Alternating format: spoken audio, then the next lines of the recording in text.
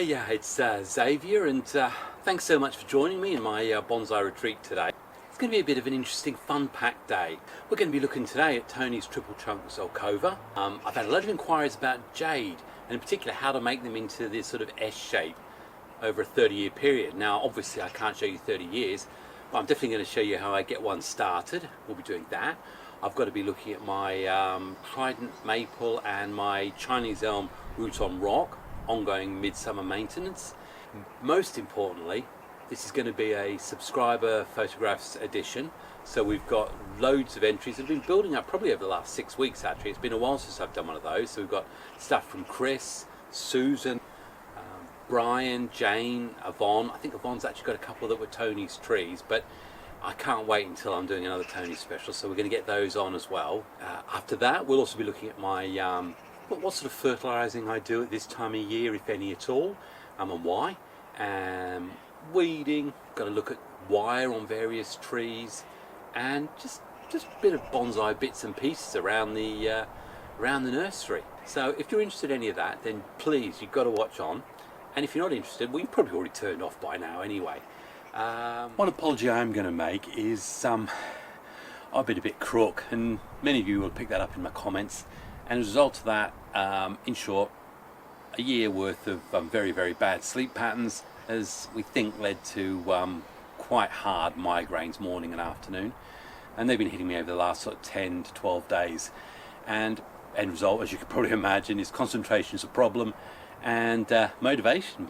Very, very unusual for me, to be honest, and I even struggle to smile. You'll probably find over the next couple of weeks that my intended plans are put to one side. I've got a few things. I've got Marmay stuff I did a lot earlier in the year that's just going to come up because I just haven't got some of the stuff I wanted to do. And I've got to take advantage of the period where I'm feeling up and positive, so that I don't end up leaving you all feeling a bit depressed and sad, and hey, life's too short for that. So that's an apology anyway, and I'm sure it's not going to be serious, but I need to look after my health as well. But you know what? We need to go back a few days, because I've actually filmed this a week later, because I'm literally only able to film for about 40 minutes before I just get really, really tired. So go back to me when the sun was glaring and I didn't have, and I think I had autofocus on as well. That's not important right now. And we'll see how I get on. So now that the drilling started as well, I think I'm pretty well decided there's not going to be much more filming going on. May seem simple, but for those who don't know, my bone meal, just in a little container, a little teaspoon. I've now weeded out this little training beech, cut back a stump there and just put some cut paste on it. And all I'm going to do now is just sprinkle this around. Used it before. I think the key thing is you should try and avoid getting it on any foliage. But they sort of say, when they talk about the actual instructions, sprinkle a handful around the plant. Ideally, you actually dig it in. Do you know what I've just realised? If you've got some on your fingers and you've got a tear to the right of your face, and then you try and just wipe that away, it actually stings. So don't do that with bone meal. Amazing what you learn just watching me do things wrong. And so all I'll do is I'll just dig it in off the surface a little bit. As I say, this is really all designed to get the extra, whether it's phosphorus, one of the trace elements. I'm never any good at numbers. All about roots now. And as I say, we're moving into the autumn. What do we want? We want to be maximising the energy that tree has to produce roots. So there's the beech. Took the wire off earlier in the year, and for now, you know, it's not going to be winning any awards. Well, actually, anything from my garden isn't going to win any awards, is it? Let's be honest. But that's fine, and I'll be leaving that now until certainly until it's lost its leaves. This is a chance to also have a look under the leaves. There is some white fly there, but it's not a bad infestation, but it can go really quickly. So I'll give that a spray with my my pesticide or whatever it is that's come from the local garden centre. And Bob's your uncle, so they say. Well, Bob's not your uncle unless he is your uncle. My uncle's not Bob, actually. Anyway, that's not important right now, is it? Got a similar situation here with this Italian Alder. This stump has dried off quite a bit, so I'm going to take it back further.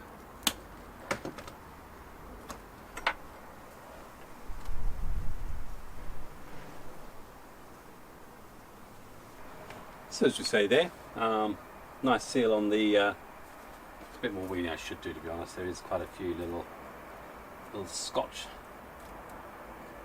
weeds. This is the trouble, sometimes you get so bored, you think, oh, I can't be bothered, there's only a few, and then you don't see it again for 6 months, and in 6 months it completely overtakes the pot and strangles the roots, or certainly limits the ability of the roots to have growing room. Important to get rid of those. But yeah, it's going to be a nice little tree as well. And as you can see, Tony Zelkova has absolutely rocked it. I've got a nice big lovely dandelion weed in there we want to get out. As I say, all I'm going to do is literally just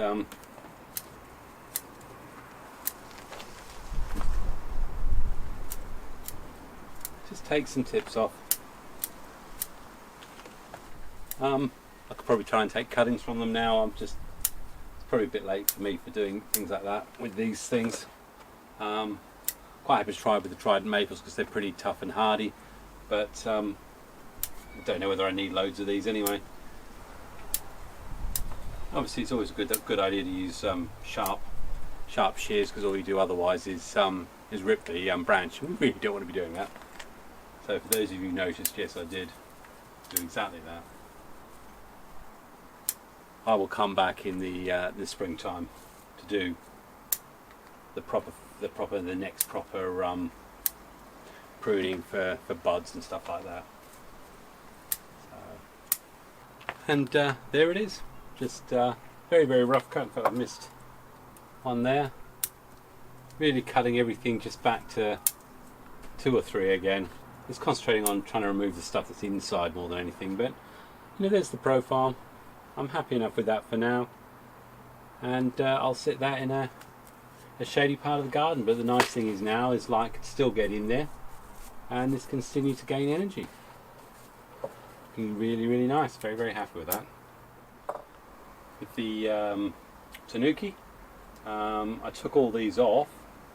This is gripped nicely all the way around. We've got this lovely branch here, and now we're going to have another one here. So there's going to be more branching coming out, and hopefully this one here is going to take over out there. We've got stuff here, so really happy with what we've got here. And all I want to do is, I've noticed this. Hello.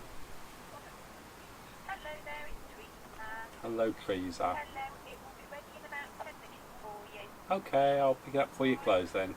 Yes, okay. Alright, thanks, bye.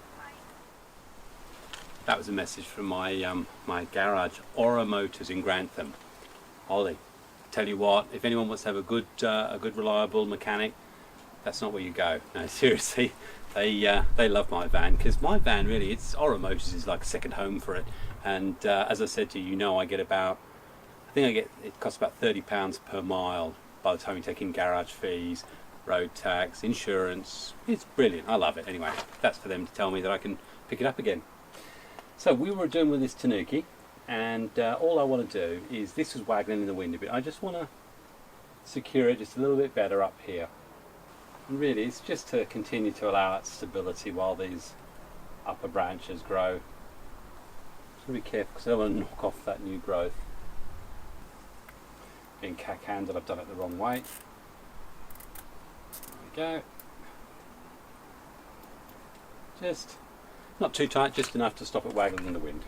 That's all I'm going to be doing with that. It's my first ever Tanuki. I think it's really coming on well.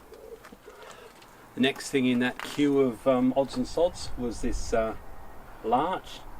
Lovely root there, really interesting. Still haven't decided how best to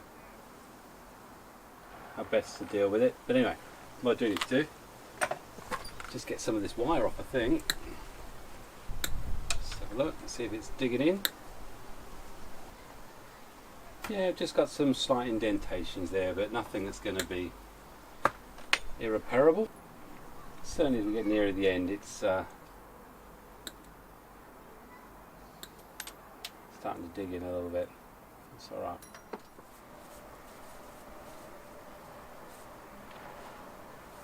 And again, the thing with wire, I think we've all been there, and if you wire lots of trees at different points of the year, you're bound to forget one, or you're going to forget that you've just one tree, you may only just done a little bit of wire at the top.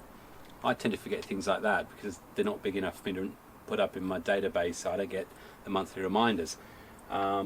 So I tend to put all the wired trees in the same area of the garden, but even that doesn't work. So this is normally the time of the year when I'm just doing my rounds and picking stuff up that I'll often pick up. Oh, this tree got wired, and good time to take it off. But hey, I think that's going to be a pretty decent tree. This was, I think, yep, this was one of the saplings from 2002. So what's that? It's going to make it over 20 years old. Now we just need someone who knows about bonsai, can turn it into something decent. One thing I will add with this one, I have got some extensions. 1, 2, 3, 4. Big extension up here. Lower extensions I'm not going to chop. This isn't the most vigorous of trees, and because of that, what I want to do is say to the tree, yeah, you keep putting your growth out there. The only one I want to stop is the vigor at the top. So I am just going to cut back just the ones at the top a little bit, so the energy's not going absolutely ballistic up there. In fact, that's lower, so I'm happy I'll leave those. Nothing else up there that's putting out loads of growth, so we'll leave that. And I'll apply that to the larches. When you go around the larches this time of the year, you'll see there'll be a few that are absolutely going rampant. Prune them now, but a lot of them where they're sort of mixed energy, then be a bit more selective. Just prune stuff at the top. Again, if you've got a weak top, then don't prune it. Now it's time to let it get loads of vigor. I'm sure most of you will recognise this, and this is the Juniper, one of 3 trees that Tony and I were dealing with. He sent me 3 trees and I sent him 1. I thought that was a good deal, actually. You know, 3 for 1. I've got the better. No, I don't know. Anyway, but this Juniper got wired up and looking really good. And I was been deciding, because the wire is now just, the wire's been on there for a good 9 months, and it's now starting to bite in, and I'm trying to decide, do I keep the wire on and actually let it bite in properly so that I can then create that rotational shari effect? Okay, I took the wire off. Yeah, quite happy I did. Yeah, it's really not marked in that deeply, so I'd probably have to leave it on for another year or so to get that effect. But this definitely isn't the final pot. I think, I'm not sure why I picked this pot actually. Obviously, as you know, that's a cascade pot, and that's definitely not in a cascade style. So yeah, I'll probably repot this next year. Going to continue to let it grow vigor, let the roots grow out.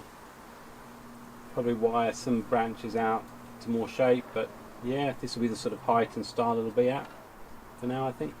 Yeah, so very happy. Glad I took the wire off that.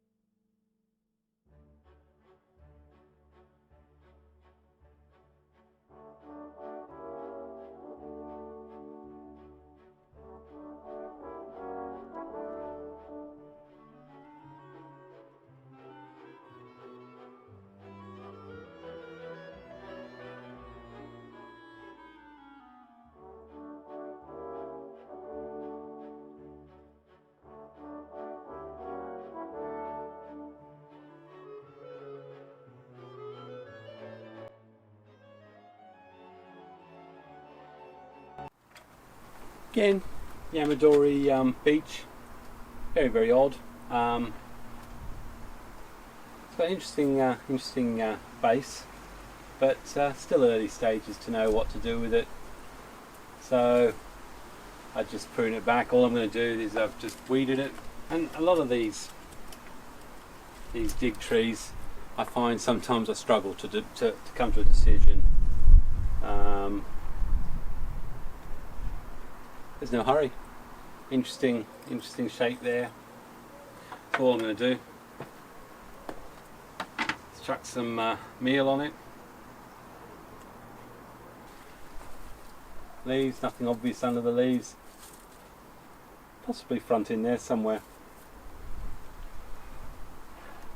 Interesting up there. I don't mind having odd things like that, because if that's going to be the interest point in the tree, that call it, actually I could call it the toilet, the U-bend, but hey-oh, lovely beech.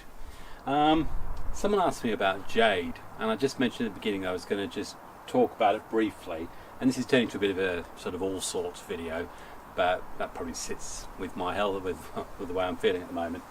They're an odd species of tree to deal with, simply because some people don't traditionally see them as bonsai. Personally, anything that counts as a tree, bush, shrub, vaguely green and alive can be bonsai as far as I'm concerned, so I'm certainly not going to go down that road. Two main species, the Portularis, which is also known as the Indian jade, and then our standard jade. There are some variations and differences, quite difficult to see, but it's about that, it's a little bit in their growing habits. And I am going to do a much more detailed thing about jade a little later in the year, because it actually fits in better with my winter program, so to speak. But someone wanted to get a jade that looked a bit like an S-shaped, and I was trying to describe via text how to do this, and that wasn't necessarily an easy, slow thing. So rather than tell, why don't I show you with this? And these are cuttings that I've taken off either my Portularis or my jade. I think they might be our Portos, but let someone in the comments tell me otherwise, because we all know how good I am at plant ID. So as I say, I've got 3 cuttings here, and with all of these, they're all relatively young. The thickness is probably a little thicker than a standard pencil, and we've got some odd shapes that you'd expect with what we call offcuts, basically. And I've got to try and decide taking them to the next stage. Now, these were cuttings definitely a year ago, but possibly even longer. So it goes to show they can be a slow growing species from what I've seen. If I wanted to make these in an S shape, well, to be honest, I've seen it, and I think Bonsai Direct have some in S shapes, but they're difficult because I think the jade are a bit more, I think the Portularis is a lot more bendy than the jade. To get that S shape, what you're trying to do, as you would in a normal tree, is create bends and branches at the right point. So on this one, I'm going to just pull off the pairs. This one down here, absolutely no good, don't need that. Pull that off. Now, I don't generally wire these, and you have to be careful with them, but if I want to try and create that S, then I want to be bending that in and around. And as I say, I won't do this with my jades generally, or my Portularis, because I don't find this is the best way to get the best out of them. They're actually brilliant for basically clip and grow, to be honest. It's quite a loose wire as well, because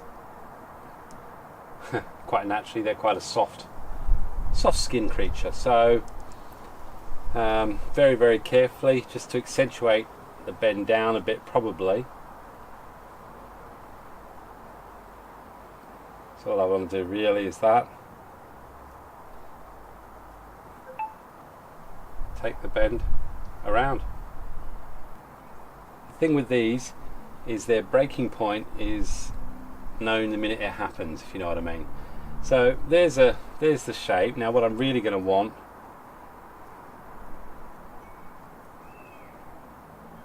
is this to grow out, this to grow up, and then what I'll do is I want something to grow probably from one of these junctions. Ideally, I think I'd probably want something to grow out of this one. So we'll see if we'll get buds there.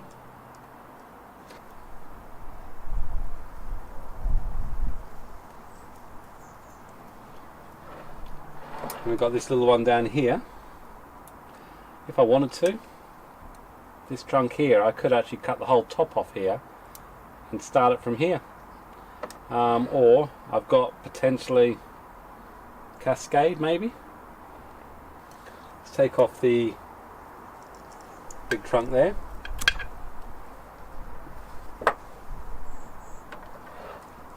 And we'll go ahead with this here. So that's the sort of thing I might do. I could wire this as well if I wanted. Probably, as I say, I just want this to keep growing high and see if I can get some thickness in the trunk there. So that's it with the jades. I'm going to say what we love about jades is you can leave them for weeks without water. And the other thing I said I was going to be doing, and I had hoped to finish it by now, was just doing the general pruning and makeup of these roots on rock. You've seen them all before. I'm sure I pointed to the link earlier, but if I didn't, it's up there. Got some lovely, I think these are dandelions or something, but I'm going to pull all that out because all this is obviously competing with the space that I want these roots to have on this. So I'll pull these out. Okay, well that was loads of fun. I mean, you look at the roots on those dandelion things, and they're nearly as, in fact they are. That's got a better trunk than my my bonsai has. Maybe I ought to do something with that. So what we've got here is this is this is all I'm doing here is growing the roots. So all I want to make sure here is that I am not actually creating any obvious problems for the future. The truth is everything up here is just feeding this trunk to thicken off. This may well actually be where the tree grows from. So we obviously then get straight away much more proportional taper happening there. Now no energy is coming down here. And the reason why is because the tree's saying, well, you're telling me to put it all up there. So in this particular case, I'm actually going to prune it a bit harder because I want to use these hardwood, semi-hardwood cuttings. Okay, so that's done. I've put some bone meal on it. I've taken, I don't know, about 8 or 9 cuttings from that.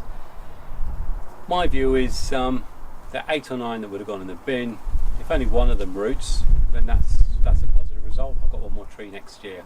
And I found over the years that I'm with the Trident maples, each year I get, as a minimum of 3 or 4, or I get roots from them, and then from those I'm able to produce more trees. So, I'm really happy with that from where I'm at. Obviously, you can cover it with a bag or put a plastic dome over it, and yet they'll often help to keep the humidity high and also reduce the loss of water. So these will go down the bottom of the garden in a shaded area where nature can do its course. So just one more I'm going to show you, I think, and that's the Chinese Elm version of this. Just go and get it. Here, one of the Chinese Elm roots on rocks, again, heavily weeded up.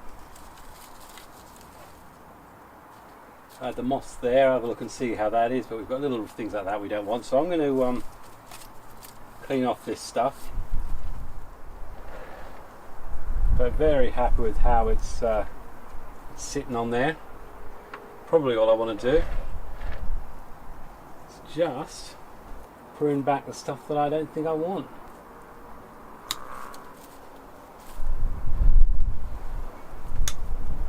I'm not going to take cuttings from any of these because, as you all well know, that Chinese Elm I've got just a wee bit a lot of. But if I wanted to, it'll be the same process you've just seen. All I'm doing is basically very, very basic, cutting it back to junctions where there could be problems. So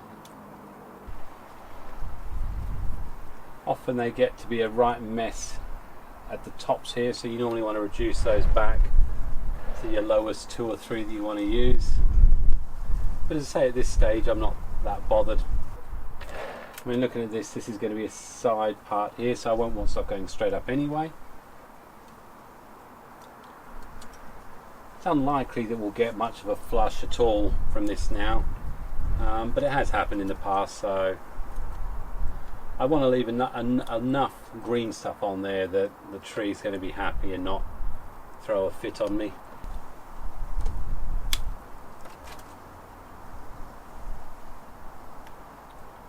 The good thing is they give you so much growth anyway. Yeah. So from Xavier, getting a bit hot and flushy despite the heat. So thanks very much for putting up with me. Bit of an on-off video today, but I wanted to put something out there, and just so you guys don't worry if I suddenly don't do a video for a couple of sessions. All the best. Happy bonsaiing. Happy bonsaiing. God bless. Cheers.